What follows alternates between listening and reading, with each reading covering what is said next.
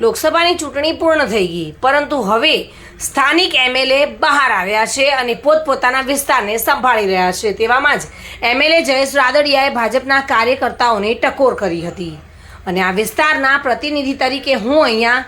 જવાબદારી સંભાળું છું તેવું રાદડિયાએ કહ્યું હતું અને સ્થાનિક લેવલના પ્રશ્નો માટે કાયમી હું ઉપસ્થિત છું। રાજ્ય લેવલના સ્થાનિક પ્રશ્નો માટે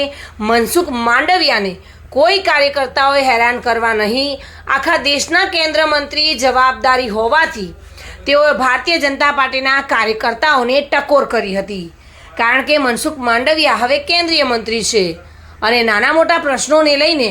તેઓને હેરાન ન કરવા તેવું જયેશ રાદડિયાએ કાર્યકર્તાઓને સૂચન કર્યું હતું।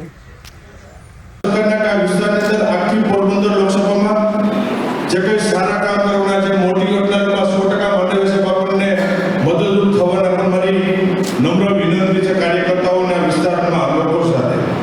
કે આ વિસ્તારના પ્રતિનિધિ તરીકે હું જવાબદારી સંભાળું છું। હંમેશા આ વિસ્તારની કાયમી માટે હું હાજર હોઉં છું કે આપણા સ્થાનિક લેવલના પ્રશ્નો માટે કે જે રાજ્ય સરકાર સુધી કામગીરી આપણી થઈ શકતી ત્યાં માંડવી સાહેબને હેરાન એટલા માટે નથી કરવા, કારણ કે આપણા સાંસદો છે પણ ભારત સરકારની અંદર કેબિનેટ મંત્રી તરીકેની જવાબદારી આખા દેશની અંદર ચિંતા કરવાની થતી હોય અને પછી નાના નાના કાર્યક્રમમાં કે માંડવી સાહેબ મોબાઈલ નથી આવવાના, કારણ કે આવડી મોટી જવાબદારી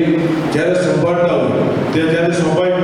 એવો સમય આવશે, એવી યોજના લઈ આવવાની થશે, એવા વિકાસના કામની વાત આવશે ત્યારે તમારા પ્રતિનિધિ તરીકે 100% આપણે માંડવી સાહેબની પાસે આનંદ મને એ વાતનો છે કે જ્યારે આપણા સાંસદ નહોતા, રાજ્યસભાના સાંસદ હતા, દેશના આરોગ્ય મંત્રી હતા, તેથી પોરબંદર લોકસભાનું પ્રતિનિધિત્વ નહોતું એની પાસે, પણ છતાં પણ આપણા વિસ્તાર માટે, સૌરાષ્ટ્ર માટે જ્યારે પણ મેં દિલ્હી માંડવી સાહેબની ઓફિસે ગયા છે ત્યારે અમે ખાલી હાથે નથી આવ્યા, આપણા પ્રતિનિધિત્વ નહોતા છતાં કામ કર્યા, ત્યારે આજે તો સ્વાભાવિક આપણો માંડવી સાહેબ પાસે હક બને છે। આપણો કેન્દ્રીય મંત્રી છે, 100% દેશનું નેતૃત્વ કરવાનું છે, પણ એની પહેલા આપણા વિસ્તારના સાંસદ આપણા છે, આપણી અપેક્ષાઓ પણ ખૂબ સારી રીતે પરિપૂર્ણ થાય એ પણ તમને ખાતરી આપું છું। ફરીથી